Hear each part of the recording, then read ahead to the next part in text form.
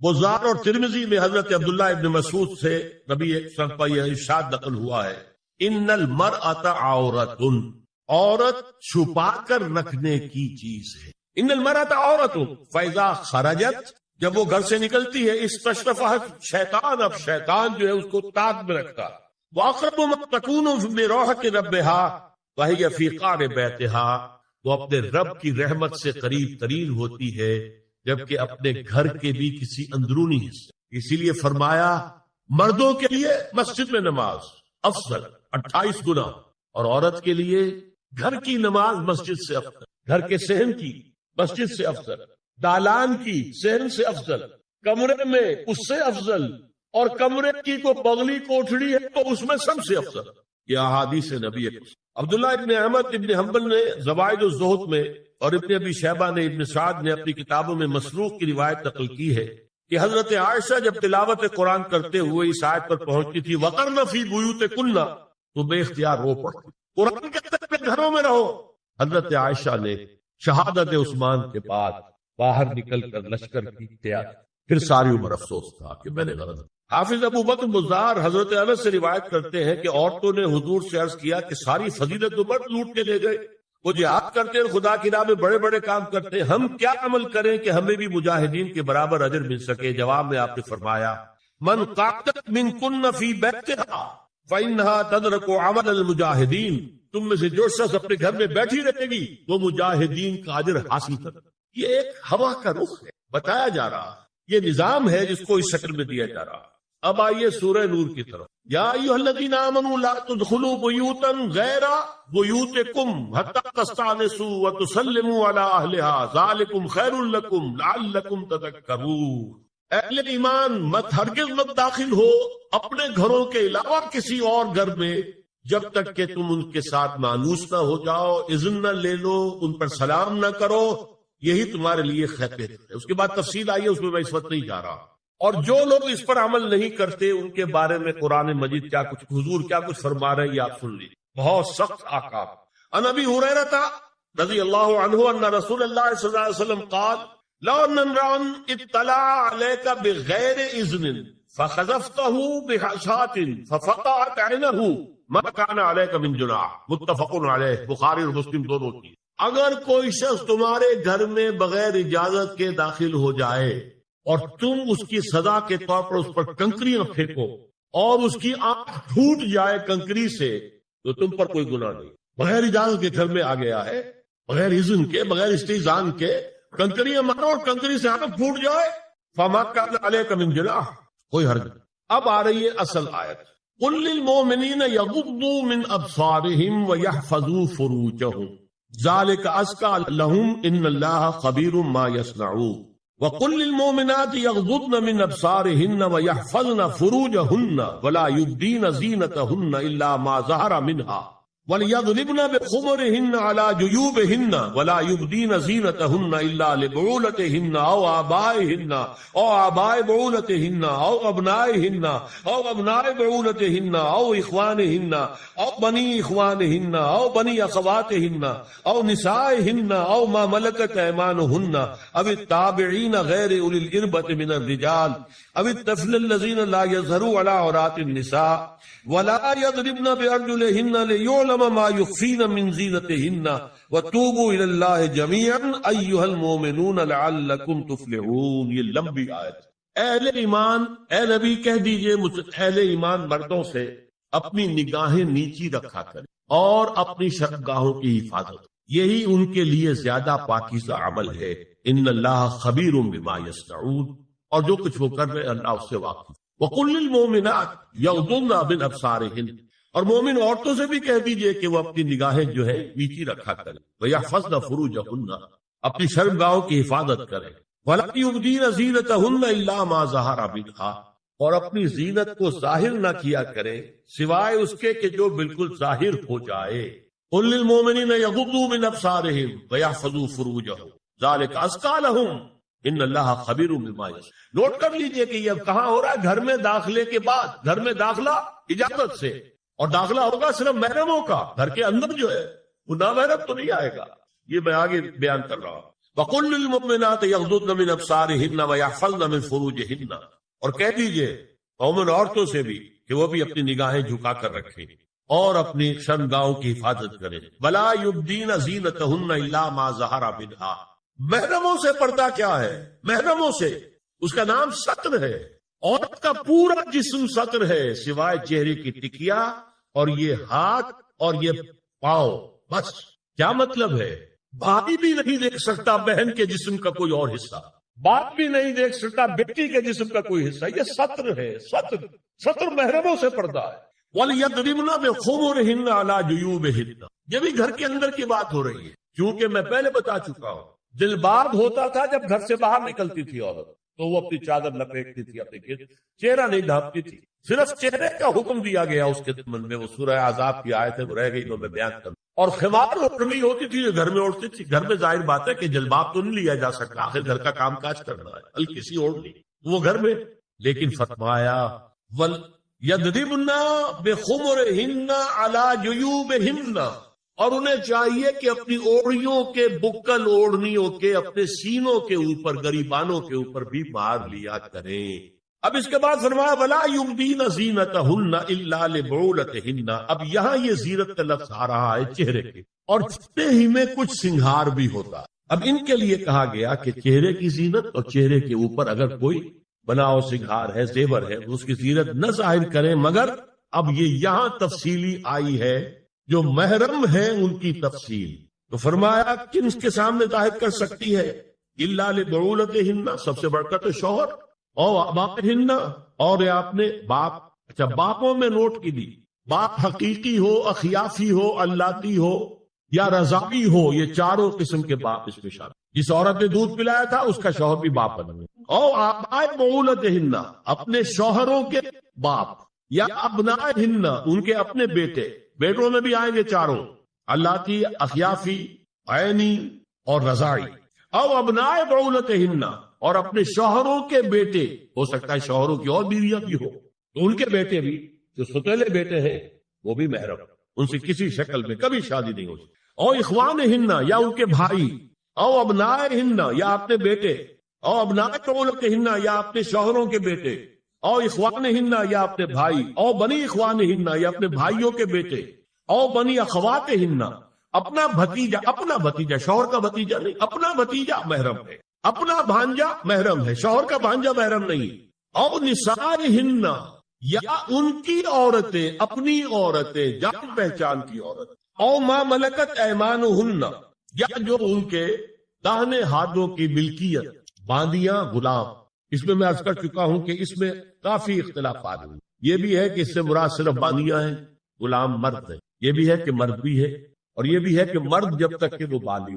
لیکن میں اس بحث میں یہاں نہیں جانا چاہتا، یہ پھر فقہ کی بحث ہو جائے. اب التابعین غیر اولی الارباح، کچھ ایسے لوگ بھی ہوتے ہیں، کوئی کسی کے گھر میں تو اندھا آدمی رہ رہا ہے، یا کوئی اور کسی وجہ سے کوئی مریض ہے، اسے آپ نے پناہ دے رکھی ہے، انہیں عورتوں سے کوئی سروکار نہیں. اب الطفل الذین لم یظہروا علی عورات النساء، یا وہ بچے کہ جن پر ابھی عورتوں کے پوشیدہ حالات واضح ہی نہیں ہے، پتہ ہی نہیں ہے انہیں، ابھی انہیں جنس کا کوئی احساس ہی نہیں. یہ ہے فہرست جو دی گئی ہے کہ جن کے سامنے عورت کھلے چہرے کے ساتھ اور اپنی جو اضافی زینت بھی ہو، کوئی زیور وغیرہ یا کوئی بھی سرما وغیرہ ڈالا ہوا ہے یا کوئی سرخی کو لگائی ہے باپ، اس کے ساتھ آ سکتی ہے.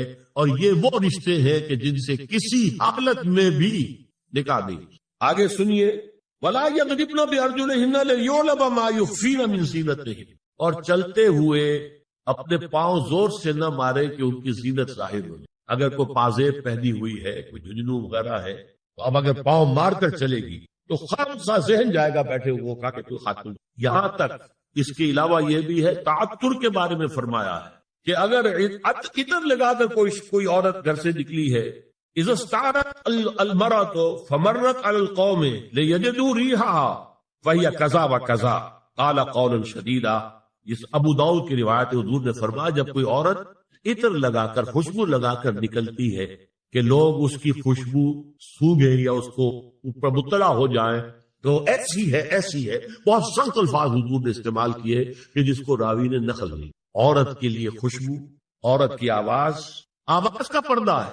اب دیکھیے کس حد تک نماز میں اس وقت عورتیں بھی شریک ہوتی، اگرچہ حضور نے فرمایا مردوں کی صف بہترین سب سے آگے والی ہے اور سب سے بری صف سب سے پیچھے ہے، کیونکہ اس کے پیچھے پھر عورتوں کی صف ہوتی ہے، اور عورتوں کے لیے سب سے اچھی صف سب سے پچھلی والی ہے اور سب سے بری سب سے آگے والی ہے۔ سب سے آگے والوں کیا سامنے پھر مرد ہوتے تھے، ان کی پشت ہوتی۔ تو اسی طریقے سے اگر غلطی کی ہے تو مرد جو ہے کہے گا سبحان اللہ، امام سے غلطی ہو گئی ہے، مرد کیا کہے گا؟ سبحان اللہ۔ عورت کیا کرے گی؟ اپنے ایک ہاتھ کے پشت پر اپنا ہاتھ مارے گی، اپنی آواز نہیں نکالنی۔ عباس کا پردہ، چھونے کا پردہ یہاں تک ہے کہ حضور نے کبھی کسی عورت سے ہاتھ نہیں ملایا، اور آپ جب بیعت بھی لیتے تھے تو بس زبانی الفاظ کہلوائے اور کہا ٹھیک ہے بیعت ہو گئی، یا ایک کپڑا پکڑا، اس کا ایک سرا اپنے ہاتھ میں دوسرا سرا خاتون کے ہاتھ، یا ایک کشت کے اندر پانی بھرا، اس میں ایک طرف اس نے انگلیاں ڈال لی اور ایک طرف، لیکن مسافر لا اسافر النساء۔ ایک دفعہ ہوا بھی کہ بعض خواتین نے جب بیعت کی ہے تو پھر انہوں نے ہاتھ آگے بڑھایا مسافر کے لیے، حضور نے فرمایا انی لا اسافر النساء، میں عورتوں سے مسافرہ نہیں کرتا۔ یا ایھا النبی قل لازواجک وبناتک ونساء المؤمنین یدنین علیہن من جلابیبہن ذلک ادنی ان یعرفن فلا یؤذین وکان اللہ غفورا رحیما۔ اے نبی صلی اللہ علیہ وسلم کہہ دیجئے اپنی بیٹیوں سے اور اپنی بیویوں سے اور مسلمانوں کی خواتین سے۔ اب دیکھیے یہ سورہ احزاب ہی میں ہو رہا ہے، شروع میں یا نساء نبی سے بات کریں، استیزان بھی صرف نبی کے گھر میں داخل نہ ہو عزت کے بغیر، آگے چل کر سورہ احزاب ہی میں عام بھی کر دیا، قل لازواجک وبناتک ونساء المؤمنین، کہہ دیجئے اپنی بیویوں سے، اپنی بیٹیوں سے اور اہل ایمان کی خواتین سے، یدنین علیہن من جلابیبہن، کہ وہ اپنے چہروں کے اوپر اپنی جلباب کو لٹکا لیا کرے، چہرہ چھپ جائے۔ اب اس کی تفسیر میں چاہتا ہوں کہ آپ کو جو مختلف مفسرین نے کی ہے وہ آپ کے سامنے میں رکھتا۔ حضرت عبداللہ ابن عباس نے اس آیت کی جو وضاحت فرمائی ہے اسے حافظ ابن کثیر نے اپنی تفسیر میں اس طرح نقل کیا ہے، اللہ نے مسلمان عورتوں کو حکم دیا ہے کہ جب وہ کسی کام کے لیے گھروں سے نکلے تو اپنی چادروں کے پلو اوپر سے ڈال کر اپنا منہ چھپا لے اور صرف ایک آنکھ کھلی رکھے، دونوں آنکھیں بھی غلط، اور سن لیجیے ابن جریر اور ابن منذر کی روایت ہے کہ محمد بن سیرین یہ تابعی ہیں نے حضرت عبیدہ السلمانی یہ صحابی ہیں سے اس آیت کا مطلب پوچھا، انہوں نے جواب میں کچھ کہنے کی بجائے اپنی چادر کو اس طرح اوڑھا کہ پورا سر اور پیشانی اور پورا منہ ڈھانک کر صرف ایک آنکھ کھولی رکھی۔ اور سنیے ابو بکر بن عبداللہ ابن عربی نے یدنین علیہن من جلابیبہن کا مفہوم من الفاظ میں بیان کیا ہے، تغطى به وجهها حتى لا يظهر منها الا عينها اليسرى، کہ عورت اپنی چادر کو پورے وجود پر ڈھانپ لے اور اس طرح چہرے کو بھی ڈھانپے کہ صرف بائیں آنکھ کھلی رہے۔ علامہ حمید الدین فراہی کو نظم قرآن کے فہم میں خصوصی مقام حاصل تھا، انہوں نے حجاب کے بارے میں اپنے ایک مکتوب میں ہاتھ اور چہرہ کھلا رکھنے کو جائز قرار دینے کے موقف کے بارے میں لکھا ہے کہ میری رائے میں نظم قرآن پر توجہ نہ کرنے سے یہ غلط فہمی پیدا ہوئی ہے۔ وہی بات کہ سورہ احزاب میں گھر سے باہر کا پردہ ہے اور سورہ نور میں گھر کے اندر کا پردہ ہے۔ وَقَالَ الْحَقُّ أَحَقُّ بِأَن يُتَّبَعَ، حق جو ہے وہ اس کا زیادہ حقدار ہے کہ اس کی پیروی کی جائے۔